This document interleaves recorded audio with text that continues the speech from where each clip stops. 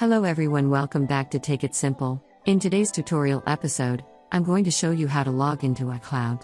iCloud is a cloud storage and cloud computing service from Apple which was launched on October 12. iCloud helps users to store data such as documents, photos, and music on remote servers for download to iOS, macOS, or Windows devices.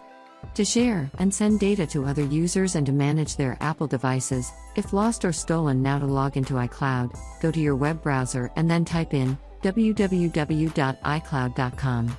To sign into iCloud you'll need to enter your Apple ID, if you want iCloud to keep you signed, and then tap on the box and tap on the next button on the next page, enter your password, and tap on the next button. In case you forgot the password, tap on Forgot Apple ID or password and reset to a new password. Tap in on the next button on the next page. Agree to the terms and conditions of iCloud by tapping on Agree. Tap on Agree one more time. For verification you'll need to enter a verification code that will be sent to you. Once you find it, simply enter it and you are being verified.